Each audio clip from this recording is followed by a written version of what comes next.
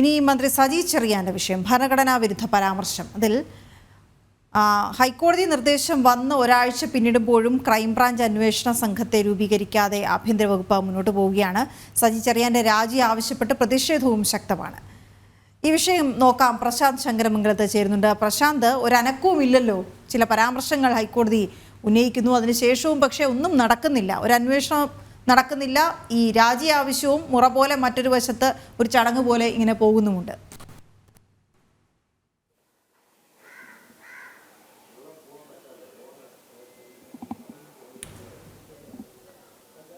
സജി ചെറിയാന്റെ രാജി ആവശ്യം ശക്തമാകുമ്പോഴും സർക്കാർ ഒളിച്ചുകളി തുടരുകയാണ് ചെയ്യുന്നത്. ഈ വിഷയത്തിൽ കോടതി പരാമർശം വന്നതിന് ശേഷവും ഇതുവരെ ക്രൈംബ്രാഞ്ച് അന്വേഷണം പ്രഖ്യാപിക്കാനോ മറ്റു നടപടികളിലേക്ക് കടക്കുവാനോ സർക്കാർ ഇതുവരെ തയ്യാറായിട്ടില്ല എന്നതാണ് ഏറ്റവും എടുത്തു പറയാനുള്ളത്. നിലവിൽ സർക്കാരിന്റെ ഭാഗത്തുനിന്നും ആഭ്യന്തര ഭാഗത്തു നിന്നും സജി ചെറിയാനെ സംരക്ഷിക്കുന്ന ഒരു നിലപാട് കൂടിയാണ് ഇപ്പോൾ സ്വീകരിച്ചിരിക്കുന്നത്. നേരത്തെ പോലീസ് അന്വേഷണ റിപ്പോർട്ട് ഉണ്ടായിരുന്നു. ആ പോലീസ് അന്വേഷണ റിപ്പോർട്ടിൽ സജി ചെറിയാനെ വെള്ളപൂശിക്കൊണ്ടായിരുന്നു പോലീസ് അന്വേഷണ റിപ്പോർട്ട് നൽകിയത്. ആ റിപ്പോർട്ടിന്റെ അടിസ്ഥാനത്തിലാണ് സജി ചെറിയാൻ മന്ത്രിയായി തന്നെ തിരിച്ചു വരാനുള്ള ഒരു കാരണം ഉണ്ടായത്. എന്നാൽ ആ കാരണത്തിന് നിദാനമായ റിപ്പോർട്ട് തന്നെ കോടതി തള്ളുന്ന സാഹചര്യം ഉണ്ടായിട്ടുണ്ടായിരുന്നു.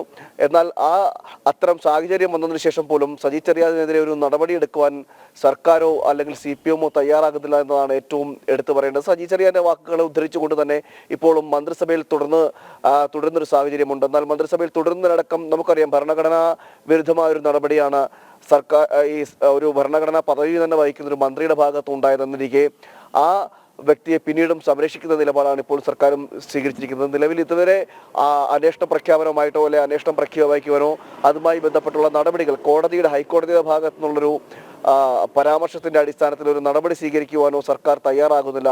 വിഷയത്തിൽ മൗനം തന്നെ തുടരുന്നൊരു സമീപനം കൂടിയാണ് ഇപ്പോഴും സ്വീകരിച്ചിരിക്കുന്നത്. എന്തായാലും ഇതിൽ പ്രതിഷേധവും ശക്തമാകുന്നുണ്ട്. പ്രതിപക്ഷത്തിന്റെ ഭാഗത്തുനിന്നും അതോടൊപ്പം തന്നെ BJPയുടെ ഭാഗത്തുനിന്നും ശക്തമായ രീതിയിലുള്ള പ്രതിഷേധവും ശക്തമാകുന്നുണ്ട്. ഈ രാജിവെക്കാത്ത സാഹചര്യത്തിൽ കൂടുതൽ പ്രതിരോധം തീർക്കുവാനും ആയിട്ടുള്ളൊരു തീരുമാനത്തിലൊക്കെയാണ് ഈ പ്രതിപക്ഷ പാർട്ടികളടക്കം നീങ്ങുന്നത്. എന്നാൽ വിഷയത്തിൽ CPMഉം അതുപോലെ തന്നെ സർക്കാരും ഒരേ നിലപാട് തന്നെയാണ് സ്വീകരിച്ചിരിക്കുന്നത്. അതായത് ഇനി കൂടുതൽ നടപടിയൊന്നും വേണ്ട എന്ന അർത്ഥത്തിൽ, അല്ലെങ്കിൽ സജി ചെറിയാൻ രാജിവെക്കാനില്ല എന്ന് പറയുന്നത് നേരത്തെ തന്നെ പറഞ്ഞിരുന്നു.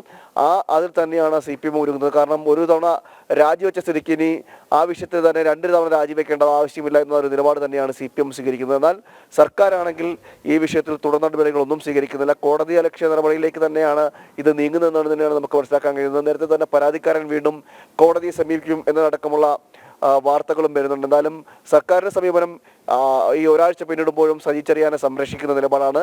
ഇതിൽ ക്രൈംബ്രാഞ്ചിന്റെ ഭാഗത്തുനിന്ന് ഒരു ക്രൈംബ്രാഞ്ച് അന്വേഷണം പ്രഖ്യാപിക്കണമെന്നടക്കമുള്ള കാര്യങ്ങളും അതിൽ വിശ്വസ്തനായ ഒരു ഉന്നത ഉദ്യോഗസ്ഥനെ കൊണ്ട് അല്ലെങ്കിൽ ഉദ്യോഗസ്ഥ സമിതിയെ കൊണ്ടോ അന്വേഷണം നടത്തണമെന്നാണ് ഹൈക്കോടതി പറഞ്ഞിരുന്നത്. എന്നാൽ അത്തരം നടപടികളിലേക്കൊന്നും കടക്കുന്നില്ല.